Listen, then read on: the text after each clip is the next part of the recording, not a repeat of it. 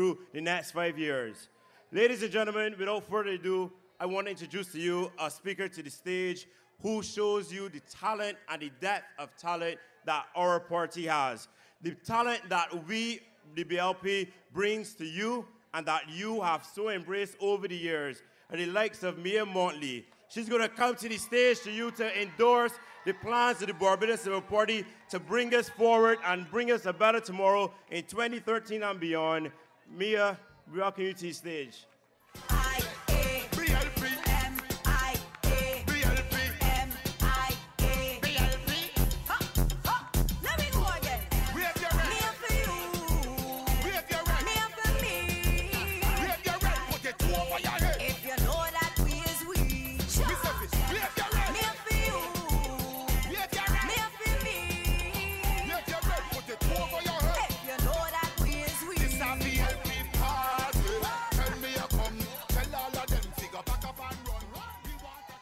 I want the next track.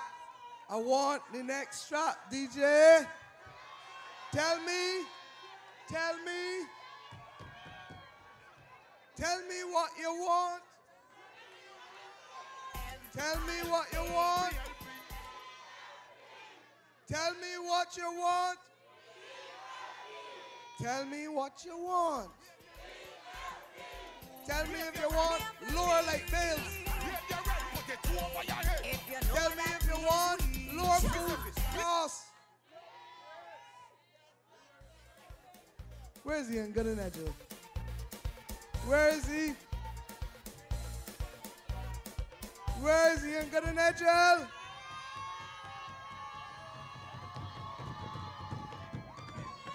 Tell me what you want. Tell me what you want.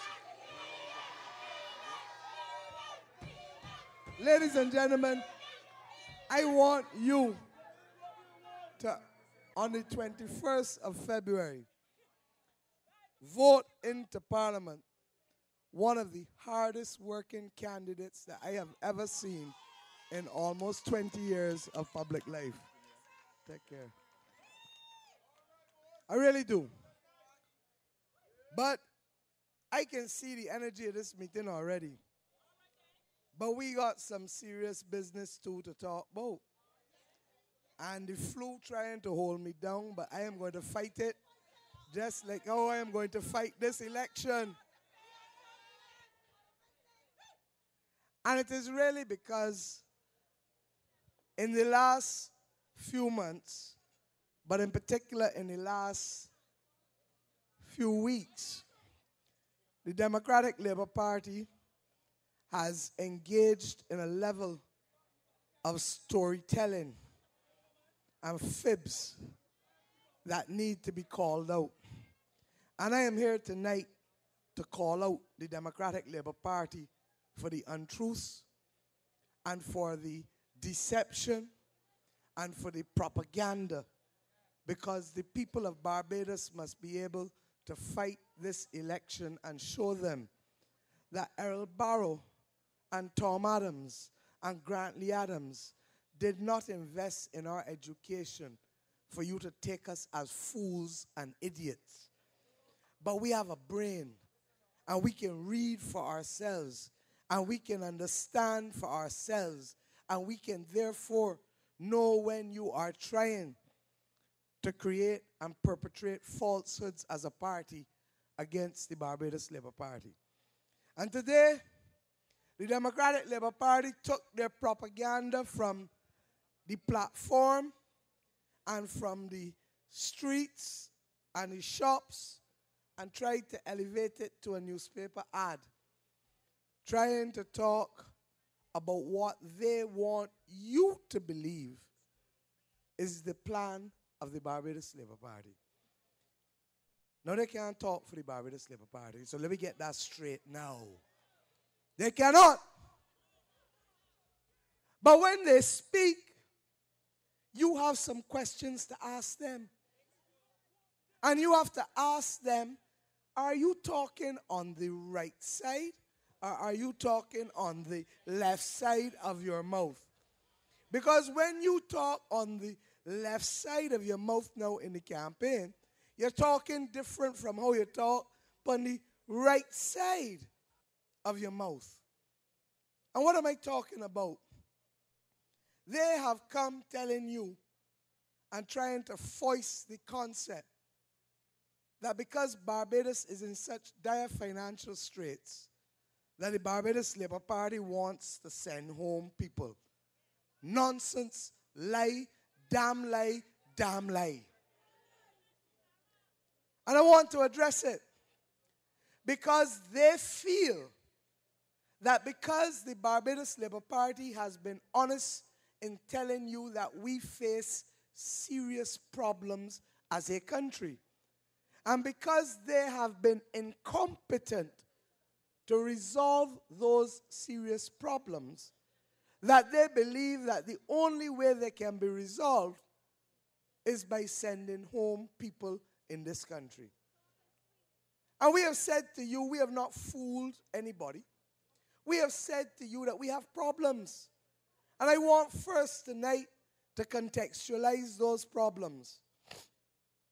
The Barbados Economic Society, not the Barbados Labour Party, not the Democratic Labour Party, but the Barbados Economic Society, through its president, Mr. Ryan Strawn, put out an article yesterday. I don't know how many of you have seen it, but it is to be read and it is to be commended. And what did he say in that article? And I can break it down tonight. I can break it down just like how this bakery is operate when the day comes. If this bakery is spending more money than it earns when the month comes, for 1 year, for 2 years, for 3 years, for 4 years, and good Lord, for 5 years, who you think can lend the bakery money to stay open? Nobody's going to lend them money. And that is why you have heard that Barbados has lost its credit rating, that we are no longer investment grade, that we are now junk status. Understand it, because everything I can tell you about the country, I can relate back to the bakery. So the bakery is spending more money than it is earning. But the bakery been open for 60 years. Barbados as a country, if we go back to 51 and Grantley, that is 62 years. Not true, Miss Evelyn? And since 1951, this bakery, this country, has only ever spent more money than it earns on food and light and salaries for 10 of the 60 odd years. 1-0. Follow me? The first time the bakery, the country, spent more money than it earned was in 1962. I wasn't even born then. And it spent $600,000 more than it earned in 1962. That's what you call a current account fiscal deficit. The fancy thing, a current account fiscal deficit. Okay? Thank you. In 1974, you remember the oil crisis? The country spent, the bakery spent $12 million more than it earned. $12 million more in salaries and goods than it picked up in revenue. In 1977, under Tom, the country spent $1 million more than it earned. Bakery spent $1 million more in 77. In 1988, under Erskine Sandiford, the country spent $23 million more than it earned. 21.3. That's where I went for the facts. I ain't telling no lies at all on this platform. And in 1991, the fifth time since 1951, the country spent $7.8 million more than it earned. That's 62, 74, 77, 88, 91. Now, your question must be, but when were the other 5 times? Can you bring me up to 91 already? Did Owen ever spend more money than he earned? Not one single year. You want me to repeat that? Not in any 1 year did Owen Arthur and the Barbados Labour Party spend more money than it earned. So when were the other 5 years? Because I give 5 up to 91. Anybody want to answer the question? Anybody want to answer the question?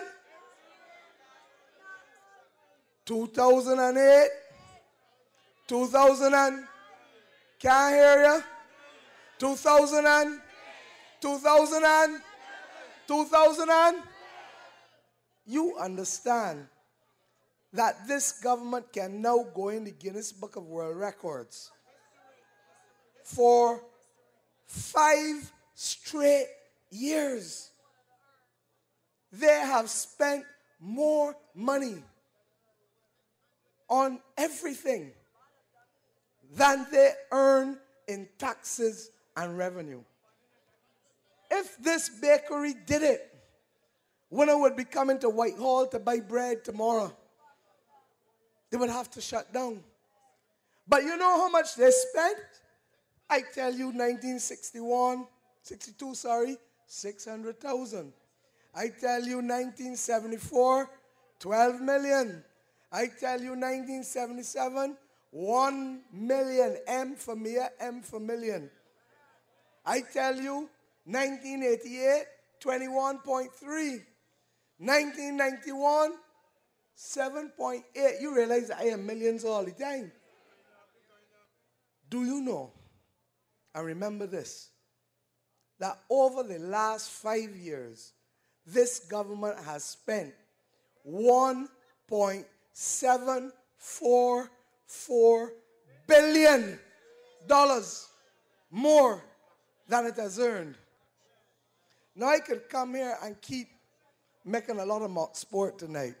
I could dance, I could rile you up, but something serious is happening. Something serious is happening. You cannot spend $1.7 billion more than you collect in taxes and expect to move forward. This country is on the brink of the most serious fiscal problem. We are facing a train, and the train is now 10 feet away from us. And if we don't cause the train to drop brakes and stop, more people are going to be hurt. But you know who get hurt already? 16,000 people. I didn't say 1,600. 16,000 people, your friends, your family, have lost their jobs in this country in the last 5 years. And thousands more, especially in this area, have been put on 3-day week and 2-day week and 4-day week. And across the entire St. Michael, 1 out of every 3 or 4 young people, in fact, people, not young people, are without jobs. Businesses from Ammon to Sandy Beach to BS&T, the Costa Man in Spikestown, Warren's Motors, Courts, all of them Every different month, a different business is shutting down in this country. And what does the Democratic Labour Party come to talk to you about in this campaign? Smut, lies, and propaganda. And when it does come to the point of policy cytomia, listen, it then tells you that the Labour Party plans to send home people because of privatization. Now tonight, you take the facts and you run with them. Chris Sinclair, and I want you to listen carefully. Chris Sinclair went to address the Barbados Chamber of Commerce.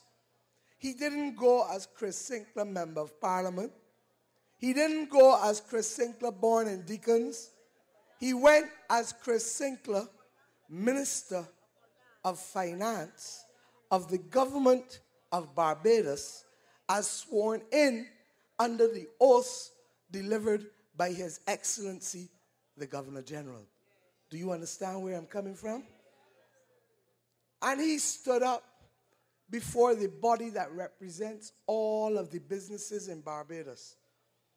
And he said, everything I just said, that we are facing serious problems, that it cannot be sustained. And the famous phrase that led to the cartoon, even a blind man on a trotting horse riding backwards can see that action would have to be taken. Now you understand he did this on May 25th, 2011. This is almost 2 years ago. And that's what he told the entire country. But as if you missed it then, he came back again in June last year when he delivered the budget speech. And just before the end of the budget speech, he said, my government is committed to a program of privatization. You remember it? He didn't say, I, Chris Sinclair, citizen of Barbados. He said, my government.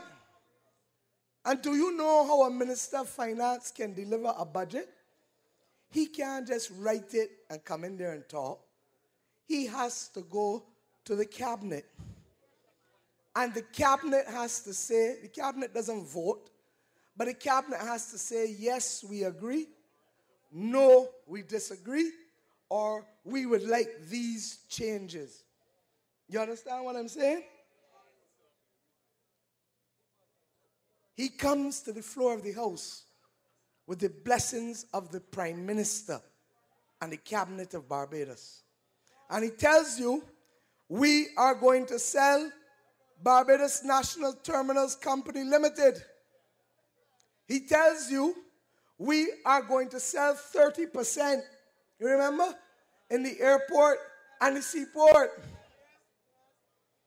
And he called others. And just as he did in the Chamber of Commerce, because in the Chamber of Commerce speech, he told us, the Prime Minister and I are totally agreed on this, as is the cabinet. And all of a sudden, June come and June gone. And elections coming and story change from right side of the mouth to the left side of the mouth. Now you got a word for that. I can't use it up here. But when a man changed from the right side to the left side, want to know what he's calling? You understand? And all of a sudden,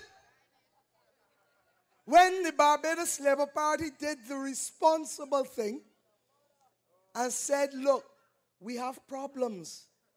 And we need a joint committee, both parties, to come together and agree, because the problems are too serious for us to be fighting BD, BD, BD, BD. You understand? And what happened then was the Democratic Labour Party got desperate. And all of a sudden, Owen Arthur, Mia Mottley, and Clyde Maskell became pariahs for agreeing with them that there was need for us to cut back government's expenditure, especially since Chris has increased your taxes, and the tax increases are not bringing in the money that he expected it to bring in. And you know why? If you increase taxes, but 16,000 people go home, and businesses closing every week, who can pay the taxes? If you listen to the governor of the central bank, the governor of the central bank tells you 2 weeks ago that income taxes are down 10%. Not because the rate come down, but because less people are paying taxes. Are you guys with me? Can you tell me I can't get this kind of speech and say, Michael, are you guys with me? Right. So less taxes coming in, but the expenditure still up here. The economy smaller, like that, when in 2006, it was like this. You understand? But elections decide to come, and all of a sudden, the Dems tell you that the BLP want to privatize and send home people. Well, let's go back to the history books. I don't bring paper on this platform unless I need it. Who was the prime minister that led the Democratic Labour Party into this government? Not Erskine Sandiford? Not Earl Barr? Who was it? In 1992, listen carefully, David Thompson set out, because you know every time the Dems are in, the economy is drop off the cliff. David Thompson set out in the Parliament of Barbados. He didn't go to the Chamber of Commerce then. He went to the Parliament. And he told the Parliament, and I know that Owen read parts of it from you, for you,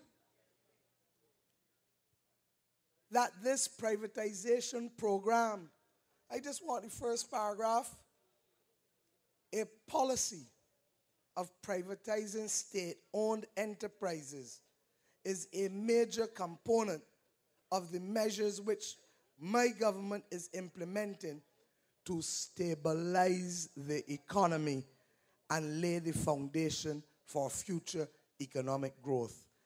And the first reason, an accomplishment to be achieved, to reduce the fiscal deficit to around 1% of the GDP by curbing the growth of public expenditure. Now, I start off this meeting by calling some years to you. You remember? And I only called one in 1988, and I called one in 1991. In 1988, you spent $21.3 million more than you earned. In 1991, you spend 7.8 more. Now, good Lord, if you needed to privatize when you were spending only 23 million more in 88 and 7 million more in 99, what do you have to do when you are spending $1.7 billion more in the last 5 years than you have earned? If the man that owned that bakery own 2 houses on that street, and 2 houses on that street, and 2 on the front road. Ain't got no cash. What do you think he would do? You think he ain't gonna sell a house to hold the bakery? Are Bajans fools? Are Bajans idiots? And when he sell the house, how many jobs gone home? None. Because he's selling an asset that does not necessarily employ people. So, 2 more minutes? Lord have mercy. No problem. He is selling an asset that does not employ people. And the government of Barbados doesn't only own assets that employ people. The government of Barbados owns land and assets that do not employ people. And if the government has raised the debt by 2.7 billion and 1.7 is just to pay salaries. You remember Chris tell you in November that he is borrowing every month to pay salaries?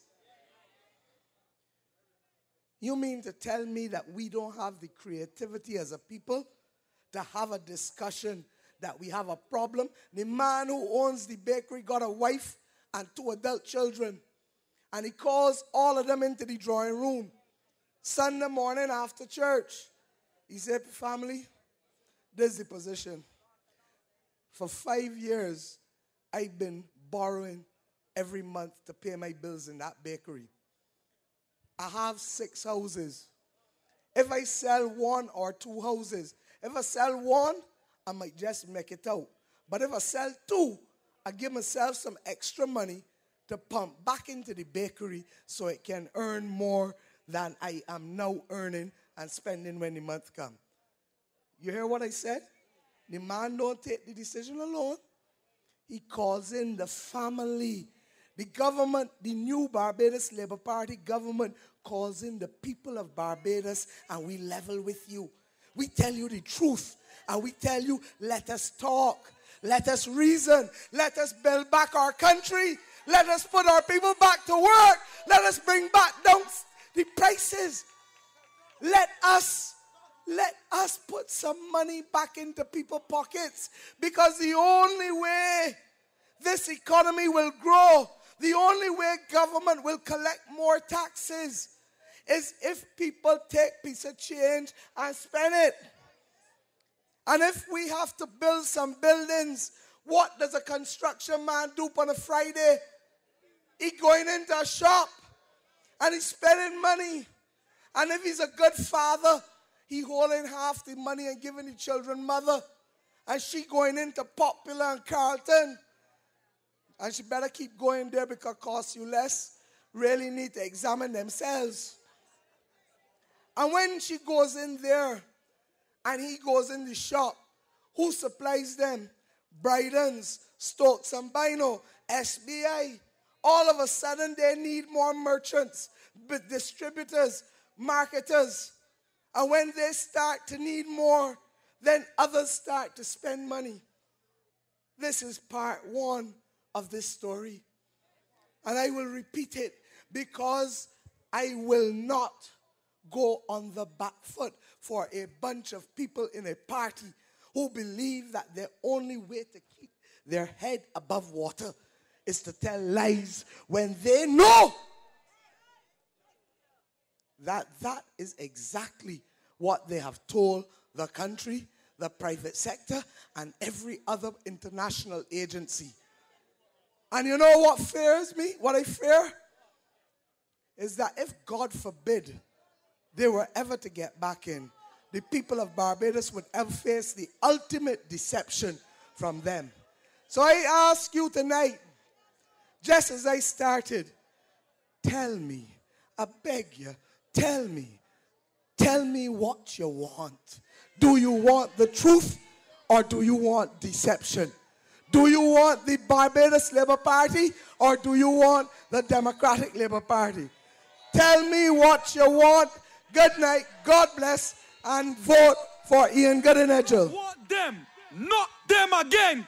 Tell me what you want.